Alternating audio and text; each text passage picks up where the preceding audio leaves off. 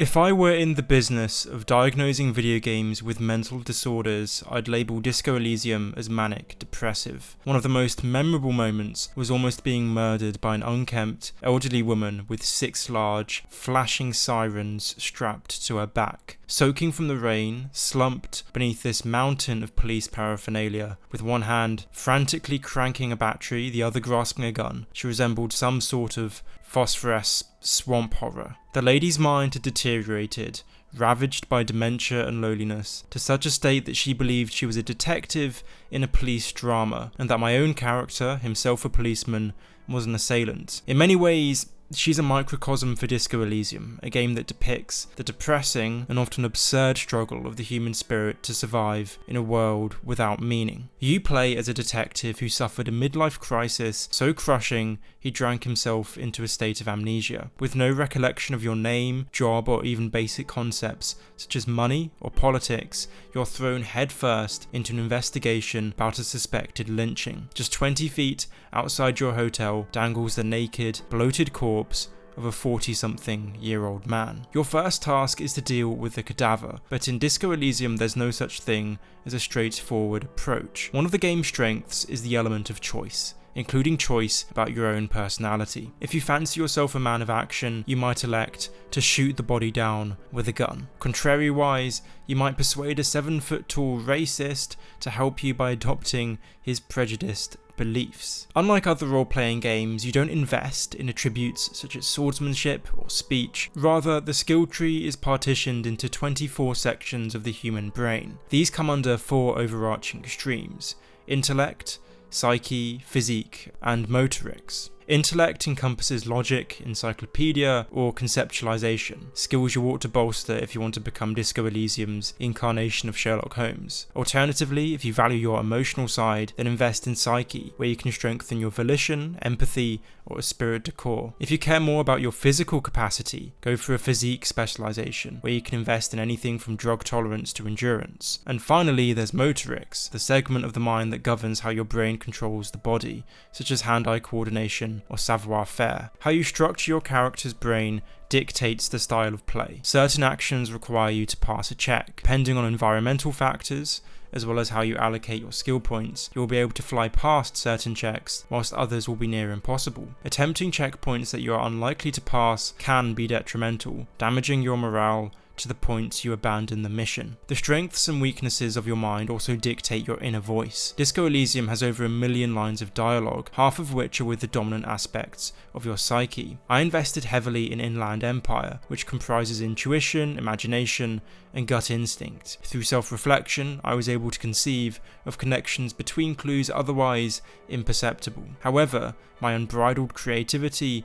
also destabilized my character, making them prone to paranoia. I even started conversing with my own tie. Your mental state matters. If you become too insane, if your morale sinks too low, you will abandon the case and the game will end. There's very little hand-holding most of the time. You're not told where to go, who to talk to, or what to do. This is why your inner voice is so crucial. It can help push you in the right direction. Half the time, I found myself stumbling on random clues as I explored the beautifully rendered map, which is almost in the style of an oil painting. The panoply of grey captures perfectly the ethos of a city still suffering the effects of a war from decades prior. Whilst your character explores Martinez investigating a murder, Disco Elysium asks you to investigate identity. Who exactly is your character, and what will it take them to survive in Disco Elysium? If you so desire, you could become an ideological visionary. Early on, I had to choose between an international corporation and a trade union engaged in an industrial dispute in order to progress with a murder inquiry. I favoured the union, which gave me the option to adopt some socialist beliefs. The unique thought cabinet system lets you internalise such ideals, ranging from communism to fascism to anarchism. If you fancy yourself a capitalist, for instance, you may research ultraliberalism. This idea will detriment your sense of empathy, but allow you to collect money each time you select an anti-socialist dialogue option. Disco Elysium's diverse set of characters will have you questioning your choices at every turn, however. One elderly gentleman I met exemplified the folly of tying your personality to any one ideal. Poignantly playing bowls in a bomb crater, the old man, dressed in a soldier's uniform, was consumed with bitterness. A supporter of the former fascist regime, he longed for a glorious and irretrievable past. I opted to define myself by my occupation. Through diligently following case leads and minimizing casualties, the ideal regular law official opened to me. Internalizing this dimmed my imaginative capacity, but it stabilized my consciousness by providing me with a purpose: to be a good cop. Although often pensive, Disco Elysium is never at risk of taking itself too seriously. 3 teenagers I encountered, blasting EDM on a frozen beach, highlighted the importance of frivolity to life's worth. They petitioned me to help them set up a nightclub in an abandoned church, a quest that turned out to be one of the game's most entertaining. I firstly had to evict the current squatters, one of whom lived in the rafters, scrambling around like Gollum. After a few such errands, I was eventually rewarded with a comical scene where the DJ, his Dex, positioned in front of a colossal stained glass window, dropped a bass so hard it shook the building to its foundations. Later, I was even able to challenge my partner, the shy, calm and collected Kim, to a dance-off. There is no aim in Disco Elysium other than to solve the murder. You don't need to fix your character's mental health crisis. Does Martinez really offer a life worth living? If you want, let yourself mentally deteriorate. Take drugs, succumb to depression, adopt bizarre beliefs, disgrace yourself by singing karaoke in front of a crowd of 40 people. Hell, you can even shoot an annoying child if you want to.